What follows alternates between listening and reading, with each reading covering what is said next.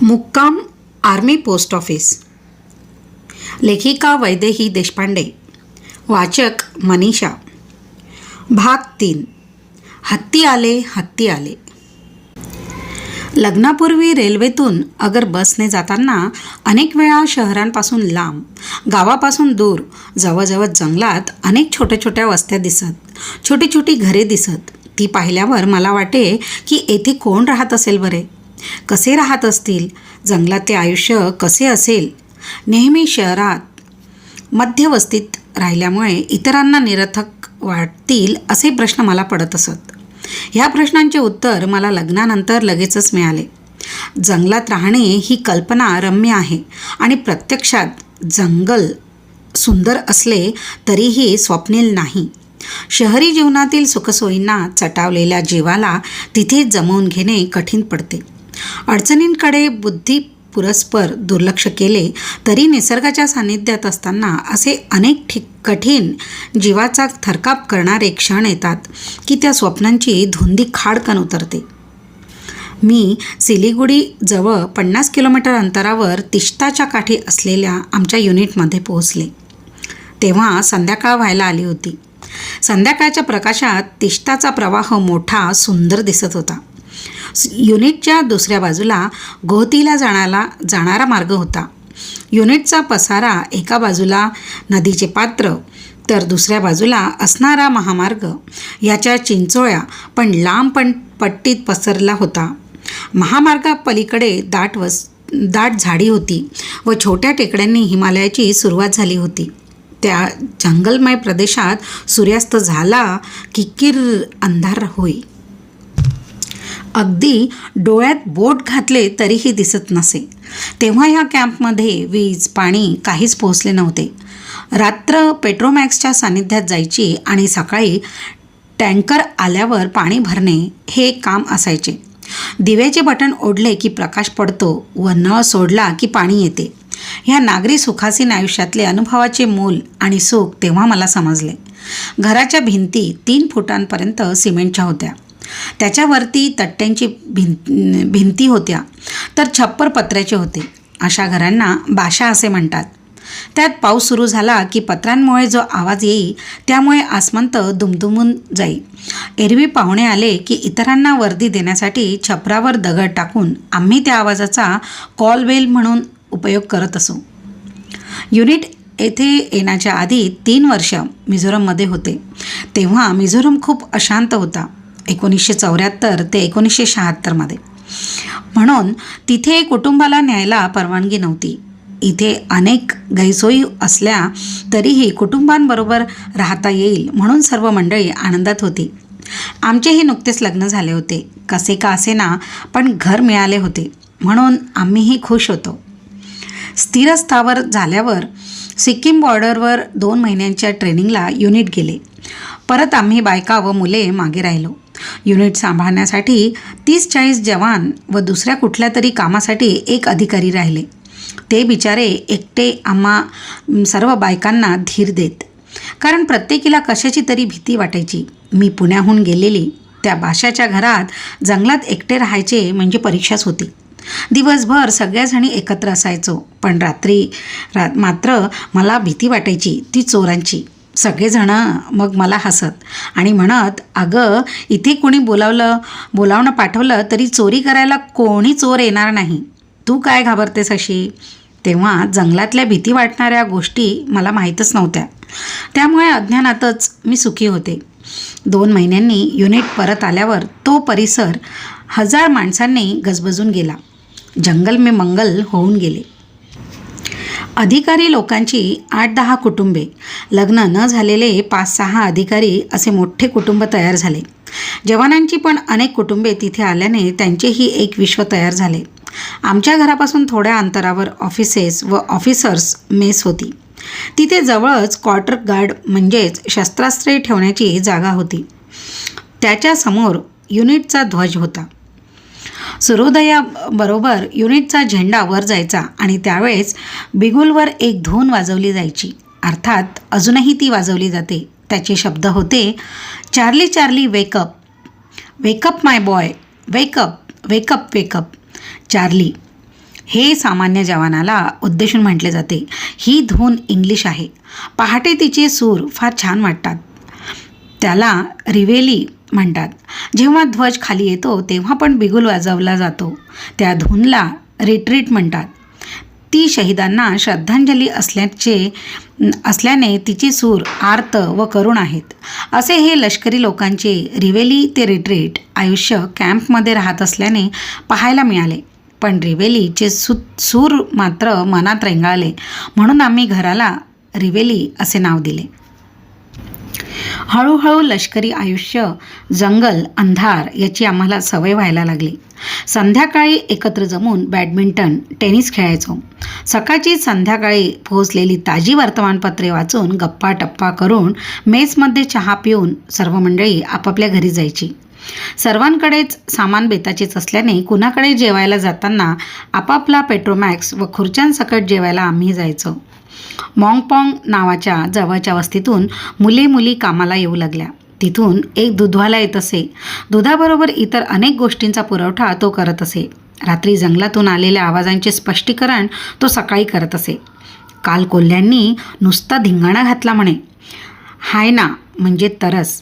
कर्कश हसत गेला आणि रानमांजरांच्या पिल्लांना खाल्लं त्याने. हायना फक्त पिल्लांना खातो तेव्हा सांभाळा हं. छे ह्या जंगलात वाघ नाही. काल हरिण होतं. इंग्लिशमध्ये त्याला बार्किंग डिअर असे म्हणतात. अशा बऱ्याचशा माहितींनी तो आमच्या ज्ञानात भर टाकायचा. पण स्वारी हत्तींच्या कथा सांगताना विशेष खुले. त्या भागात ऑक्टोबर-नोव्हेंबरमध्ये झुंडीच्या झुंडीने हत्ती येऊन खरं तर पिकांची नासाडी करावयाचे. तरी तिथल्या लोकांना हत्तींबद्दल एक भीतियुक्त आकर्षण होते. त्यातून गेली 2 वर्षे एक पिसाळलेला हत्ती त्रास देत होता. त्याचा एक दात तुटलेला होता, त्यामुळे तो पिसाळल्यासारखा झाला होता व त्याने 1-2 माणसांना मारले होते. पण हा अपवाद वगळता त्यांनी नासधूस केली तरी माणसांना इजा केली नव्हती. तिथल्या अनेक गोष्टी आर्मी युनिट्सच्या धान्याच्या कोठारांवर हत्तींनी हल्ला केला होता.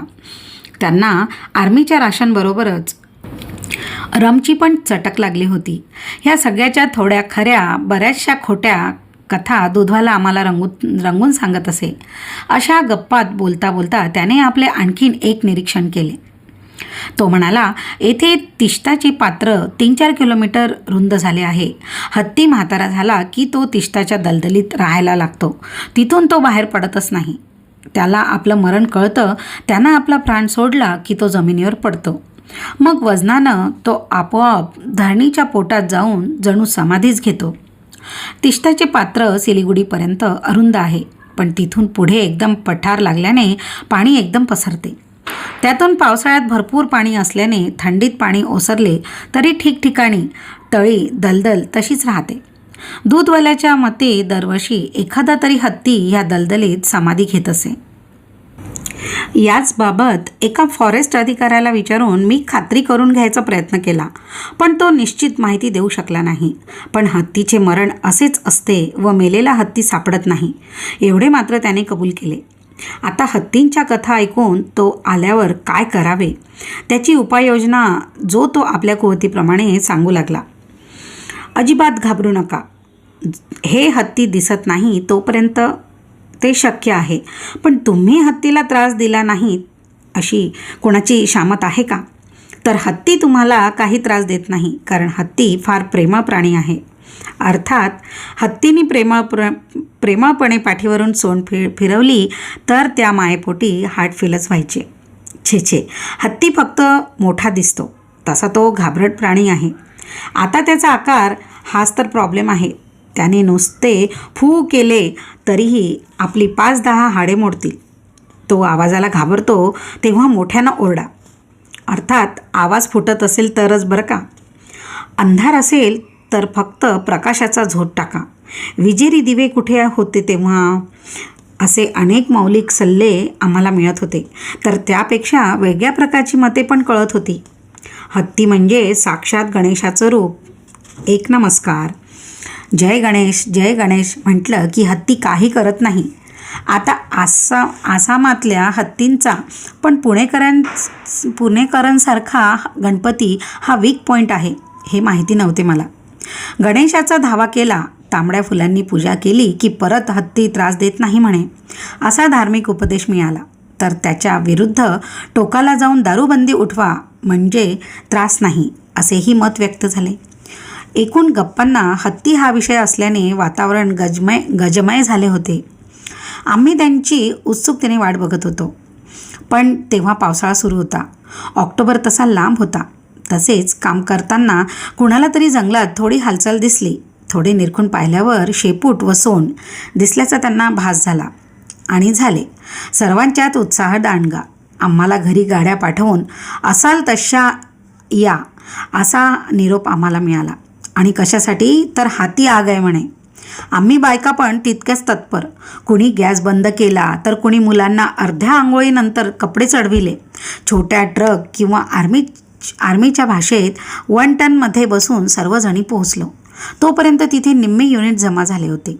जंगलात झाडे हलत होती. प्रत्येक जण वाकून वाकून बघत होता. ती पहा सोंड, ते पहा शेपूट. 2 तास घालवून मंडळी सोंड आणि शेपूट ह्यापुढे गेलीच नाहीत. निराश होऊन मग सर्वजण पांगली. दुसऱ्या दिवशी आमच्या गुप्तहेराने अर्थात दूधवाल्याने बातमी आणली. अर्ध्या किलोमीटरवर एक हत्ती व त्याचे पिल्लू आहे. मेजर गोविंदला फोटोग्राफीचा बराच नाद. हत्ती पिलांबरोबर आहे हे कळताच त्याचे डोळे चमकले. त्याच्यातला फोटोग्राफर जागा झाला. त्याने कॅमेरा काढला आणि तो व दिलीप भाऊ जाऊ लागले. तेव्हा जाऊच नकापासून तर 3 टन घेऊन जा पर्यंतच्या सूचना झाल्या. अर्थात या महिला वर्गांकडून होत्या हे सांगायलाच नको. दिलीप व गोविंद जीप घेऊन गेले. जीपमध्ये सोडावी लागली. झाडीत हालचाल झाली की आवाज येई त्या दिशेने ते पुढे जाऊ लागले. दूर हत्ती व त्याचे गोंड पिल्लू दिसले. मोठा हत्ती हत्ती नसावी. पिल्लांचे गोड कौतुक करत होती. अंगावरून सोंड फिरवत होती तर पिल्लू पण लाडाने आपले अंग तिच्या अंगावर घासत होते. गोविंद ते दृश्य पाहून हरखून गेला. झाडांमुळे हवा तो अँगल मिळत नव्हता म्हणून थोडं पुढे करत ते दोघेही पुढे जात होते. दोघेही त्यांच्यात इतके हरवले की आजूबाजूला त्यांचे लक्षच नव्हते. अचानक किंकाळ्यांचा आवाज आला आणि दोघेही दचकले. बाजूला 50 फुटांवर दुसरा हत्ती उभा होता. त्यांनी पाय उचलला व आक्रमणाचा पवित्रा घेतला. क्षणात चित्र बदलले. हातातले सामान आवरून दोघांनी पळायला सुरुवात केली. 4 पावले टाकल्यावर दिलीपने मागे पाहिले तर डोक्याला फांदी लागून गोविंद खाली पडला होता आणि मागे हत्तीने 2 पावले टाकून आपला इरादा स्पष्ट केला होता. दिलीपने गोविंदला जय गणेश म्हणून उठविले व दोघांनीही पळायला मग सुरुवात केली. दोघांना पळत येताना पाहून ड्रायव्हरने जीप तयार ठेवली. हत्तीने केव्हा पाठलाग सोडला हे पाहायला देखील दोघांना सवड मिळाली नाही. बातमी मिरची मसाल्यासहित सर्व ठिकाणी पोहोचली. दूधवाल्याने गोविंदला वेड्यातच काढले. म्हणाला, अहो साहेब, या फोटोसाठी जंगलात कशाला गेलात? सध्या सर्कशीत एक हत्ती व पिल्लू आहे. त्याचा फोटो काढायचा की? फोटोत काय समजतंय की हत्ती जंगलातला आहे की सर्कशीतला? उगीच आपला जीव धोक्यात घातला तुम्ही. आता त्याचा हा अनमोल सल्ला नॅशनल जिओग्राफिकपर्यंत पोहोचतच नव्हता म्हणून बरे होते. प्राणी आणि पक्षी त्यांच्या परिसरात पाहायला मिळाले तर शहरी माणसांनी तो आपल्या पत्रिकेतला शुभयोग मानावा. इतके त्यांचे दर्शन मनोहारी व दुर्मिळ असते.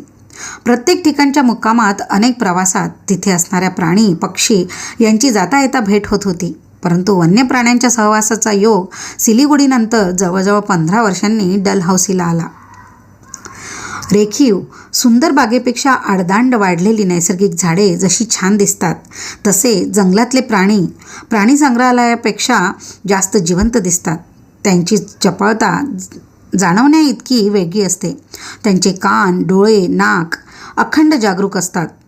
कांतीला विशेष तकाकी असते. काही वेळात हालचालीतून त्यांचे स्वभाव विशेष सुद्धा दिसतात. कोट्याला चंबळ कृपेने झाडी बऱ्यापैकी होती. झाडावर मोर दिसायचे. एकदा पावसाळ्यात कुठेतरी आम्ही निघालो होतो.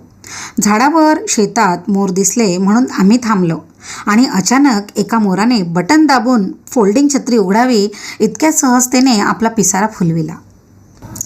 मिनिटभर आम्ही सर्व स्तिमित झालो. त्याच्या या कृतीला टाळी देऊन दाद द्यावीशी वाटली. आर्मी स्पेशलमधून तराईच्या जंगलातून आम्ही निघालो होतो. वाटेत सिग्नलसाठी गाडी थांबली. समोर असलेल्या छोट्या तळ्याच्या काठी बसलेला सोनेरी गरुड अगदी अनपेक्षितरित्या आम्हाला बघायला मिळाला. त्याच्या तीक्ष्ण नजरेत जरब व इकडे तिकडे बघण्यात स्वतःबद्दलचा सार्थ अभिमान होता. लेह कारगिल तर उंचीवरची वाळवंटेच आहेत. या प्रवासात आखाड्यातून कुस्ती करून आल्यासारखा लालेलाल छोटासा कोल्हा म्हणजे रेड फॉक्स आम्हाला पाहायला मिळाला. तेव्हा खूप गंमत वाटली. माकडे तर प्रत्येक गावात होती, पण डलहौसी व सिमल्याची माकडे ग्लॅक्सो बेबी सारखी पुष्ट, गोल गरगरीत व तितकीच मस्तवाल. माकड चेष्टा या शब्दाचा खरा अर्थ समजायला हवा असेल तर त्यांचे खेळ पाहावेत. डलहौसीला बागेत माकडे आली की शेजाऱ्यांची दोन कुत्री भुंकत येत. माकडे असली चावट की फांद्यांच्या अगदी टोकाला लटकत व फांद्या हलवीत. त्यामुळे छोट्या काटक्या पाने कुत्र्यांच्या अंगावर पडत व ती जास्त चिडून भुंकत. हा त्यांचा खेळ तासनतास चाले. डलहौसीला सर्व घरे उतरत्या छपरांची. एक दिवस माकडांच्या पिल्लांचा त्या छपरांवर घसरगुंडीचा खेळ चालू होता. वरती चालताना कोणी दुसऱ्याची शेपटी ओढे तर कोणी पाय ओढे. शेवटी कोणी घसरून गडगडले की सगळेजण दात विचकत. अगदी निर्व्याजपणे हा खेळ चालू होता. कुठे चिडचिड नाही की कुठे राग नाही. पूर्वजांचा थोडासा गुण वंशजांमध्ये यायला पाहिजे होता. एकदा एक माकड चुकून सोलर कुकरवर बसले. त्यातल्या आरशात आपले प्रतिबिंब पाहिल्यावर प्रथम चक्रावले. मग ते नाचायला लागले. काहीतरी वेगळे गमतीचे आहे हे त्याला समजले. या परिचयाच्या प्राणीवर्गांपेक्षा वेगळा वर्ग डलहौसीला पाहायला मिळाला. तिथे एका टेकडीच्या टोकाला वरच्या भागात ब्रिगेड कमांडरचे घर व त्याच्या उतारावर आमचे घर अशी फक्त 2च घरे होती. टेकडीच्या दोन्ही बाजूला खोल दरी व देवदार व पाईन्सचे दाट जंगल होते. घराभोवती लॉन होते, पण ते संपल्यावर दरीच दिसायची.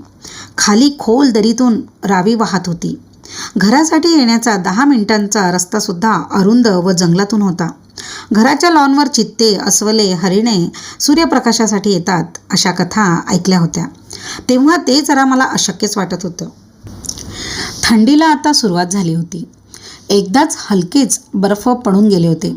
सकाळी चहा कराव्यास उठले तर समोरच्या लॉनमध्ये 3-4 हरिणे माना उंच करून सूर्यप्रकाशाची वाट बघत होती.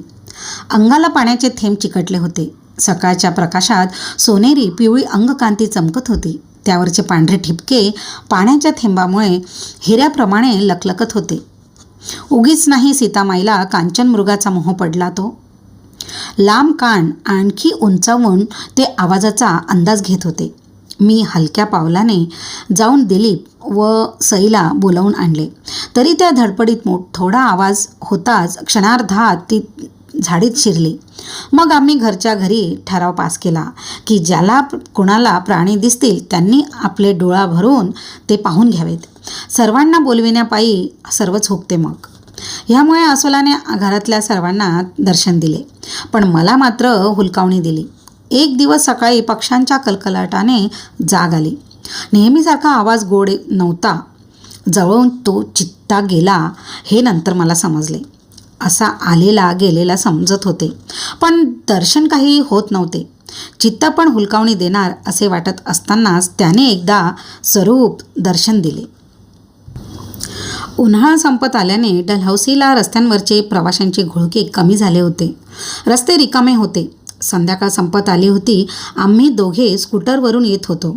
रस्ता उताराचा होता, त्यामुळे एका बाजूला दरी व दुसऱ्या बाजूला चढण होती.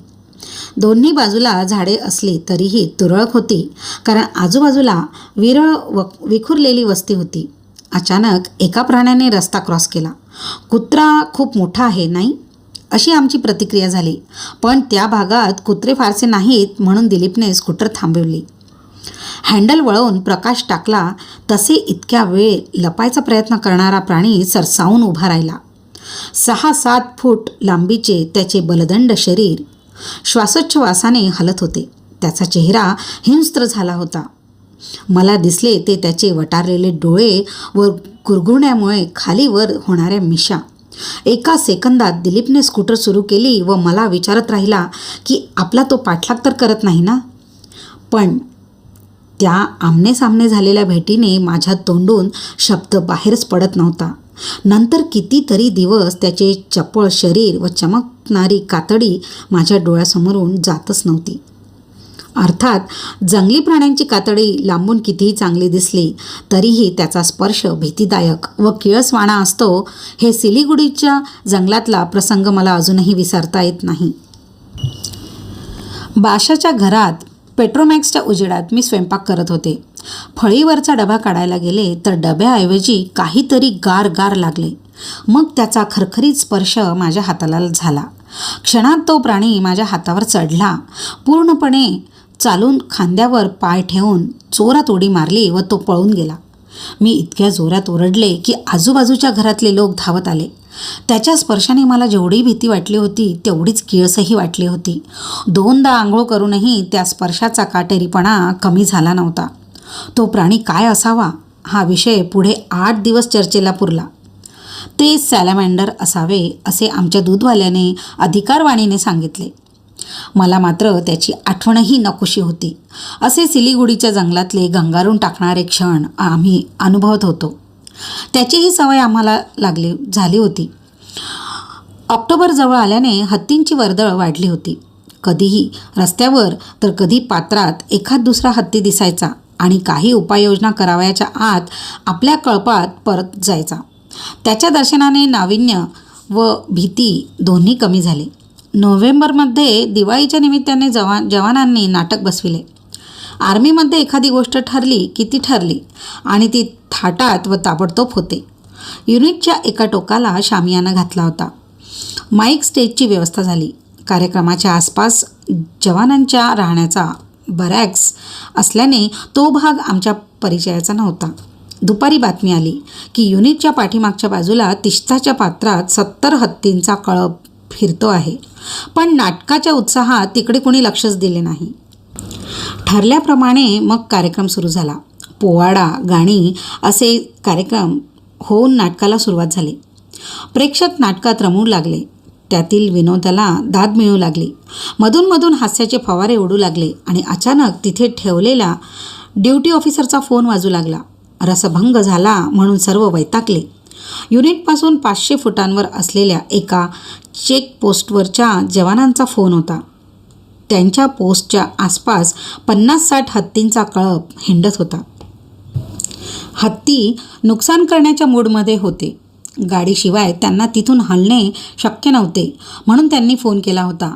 इकडून आमचे ड्युटी ऑफिसर सांगत होते, घबराओ मत, हम 3 टन म्हणजे मोठा ट्रक भेज रहे हैं, उसमें बैठो और आ जाओ. तोपर्यंत हत्ती फार जवळ आले तर संरक्षणासाठी 90 ग्रेनेड म्हणजे हात बॉम्ब असे फेका ज्यामुळे कोणालाही लागणार नाही. हवेत गोळीबार करा. दात तुटलेला हत्ती दिसला तरच गोळी उडवा. गाडी येईपर्यंत तिथेच बसून राहा. त्यांच्या सूचना ऐकून तिकडे काय झाले याची कल्पना सगळ्यांना आली. नाटक परत सुरू झाले. पण आता त्यात कुणाचेच मन लागेना. विनोदाला कुणी हसेना. आजूबाजूला असलेल्या हत्तींचे अस्तित्व कुणाच्याच मनातून जाईना. असाच थोडा वेळ गेला आणि अचानक धप धप धप असा आवाज आला. पाठोपाठ हाती आ गए, बचाव बचाव असा आरडाओरडा करत युनिटच्या जवळच असलेल्या वस्तीतील लोक आश्रयासाठी इकडे तिकडे पळू लागले. त्या गोंधळाने शामियान्यात एकच गलका झाला. क्षणापूर्वी शिस्तीत बसलेले प्रेक्षक चारी बाजूला उधळले गेले. मी व माझी मैत्रीण शमा आम्ही जवळच बसलो होतो. मागून हा ओरडा झालेला ऐकताच आम्हाला काही समजायच्या आतच आम्ही पळायला लागलो. नक्की दिशा, रस्ता काही माहिती नसताना आम्ही धावायला सुरुवात केली. अंधारामुळे काहीही दिसतच नव्हते. तशात मी कशाला तरी अडखळून पडले. वाटेत खणखणलेला खंदक होता. शमाला सांगणार तर ती पण पडली. दोघींचीही परिस्थिती जरा नाजूकच, पण तिची जरा जास्तच काळजी करण्यासारखी अवस्था होती. आमच्या ओरडण्याने 4-5 जवान गोळा झाले. त्यांनी खड्ड्यातून आम्हाला बाहेर काढले. ती खूपच रडत होती. तिला दमही लागला होता म्हणून जवानांनी आम्हा दोघींना बाराकीत नेले. बसवून पाणी दिले. तिचे हुंदके कमी झाले नव्हते. त्या क्षणी मला खूप जोर चढला. तिची भीती घालविण्यासाठी मी तिला तोंडाला येईल त्या थापा मारल्या. युनिटमध्ये खूप दारुगोळा आहे, गन्स आहेत, हत्ती आपलं काहीही नुकसान करू शकणार नाहीत. इतके जवान आहेत, इतके अधिकारी आहेत, तू कशाला काळजी करतेस, तू अजिबात घाबरू नकोस, अशा प्रकारे मी तिला समजत होते. आता हे सर्व शहाणपण जर मला होते तर मी इतकी दूर का पळाले हे मला कोणीही विचारले नाही म्हणून बरे. तिकडे शामियान्यात पुष्कळ गोंधळ चालू होता. आमच्या सौ रेड्डींची दोन्ही लहान मुले घरी झोपली होती. घरी मुलांजवळ सांभाळायला एक मुलगी होती. तिला लगेच घरी जायचे होते. कुणीतरी तिच्यासमोर जीप आणली तशी ती म्हणाली, नको, जीपला हत्ती घाबरत नाहीत, 3 टन आणा. एक बाई साडी वर करून मोठ्या मोठ्या ढांगा टाकत पळत गेली. दिलीपने त्यांना थांबवून सांगितले, बाई तुम्ही पळू नका, काहीही होणार नाही. तर तो नाटकात स्त्री पार्ट करणारा जवान होता. निम्मी साडी वर हातात होती. दिलीपला म्हणाला, साहेब बायकोला शोधतो आहे, इथेच बसली होती की. असे अनेक जण आपल्या बायका मुलांना शोधत होते, तर बायका नवऱ्यांना शोधत होत्या. त्यात मी व दिलीप पण होतो. काहीतरी कामासाठी लांब गेलेला मेजर गोविंद आरडाओरडा ऐकून पळत पळत आला. त्यात मी व दिलीप पण होतो. स्वतःच्या हातात कंदील आणि आवेशाने सर्वांना विचारत होता, कहाँ है हाती, कहाँ है हाती. काही क्षणात युनिटच्या कर्नलनी माईक हातात घेतला. त्यावर सूचना द्यायला सुरुवात केली. त्यांच्या सूचनेमुळे पळापळ थांबली. शामियाना मागे बऱ्याच गाड्या उभ्या होत्या. त्यांची इंजिने सुरू करून त्यांचे दिवे लावण्यात आले. हत्तींचा आवाज ऐकू येत होता, पण ते काही दिसत नव्हते. परंतु शामियानात बराच उजेड पडल्याने लोकांना आपापली माणसे सापडली व गोंधळ कमी झाला. थोड्या वेळाने परिस्थिती शांत झाली. गाड्यांनी सर्व बायका आणि मुलांना घरी पोचवण्यात आले. युनिटच्या चारी बाजूला मशाली पेटविण्यात आल्या. नेमके काय झाले ते कुणाला काहीच कळले नाही. परंतु घराच्या तकलादू भिंती आज सगळ्यांना अस्वस्थ करत होत्या. कुठेच सुरक्षित वाटत नव्हते. सकाळी उठून पाहणी झाली. हत्ती खरोखरच आले होते का? किती जवळ आले होते? प्रत्यक्षात कुणी काय काय पाहिले? हा नुसताच गोंधळ झाला. हत्तींचा कळप युनिटच्या जवळ खरोखरच आला होता, परंतु तो कळप जेथून आला त्या जागेवर एकदम चढ किंवा 10 ते 15 फुटांचा कडा खडक होता. त्यांना तो चढताच येईना. ते हत्ती आजूबाजूंची दुसरी सपाट किंवा कमी चढाची जागा शोधणार तोपर्यंत त्या कड्यावरून कळपाला कोणीतरी पाहिले झाले आणि ती झुंड पाहून वरती आरडाओरडा झाला. हा गलका आपल्या अस्तित्वामुळे झाला आहे ह्याची कल्पना त्यांना असणे अशक्य होते. ते आपले माणसाच्या आवाजाला देव्यांना घाबरले. ते सुद्धा माणसापासून दूर राहण्यातच शहाणपण मानत असावेत. एकूण हत्ती व माणसे दोघेही एकमेकांच्या अस्तित्वाच्या कल्पनेनेच घाबरले व पळाले होते. प्रत्यक्षात दोघांनीही एकमेकांना पाहिले सुद्धा नव्हते. फक्त या हत्तींनी कायम लक्षात राहतील असे भीतीचे काही क्षण देऊन आम्हाला आमच्या न्यूनतेची प्रकर्षाने जाणीव करून दिली होती.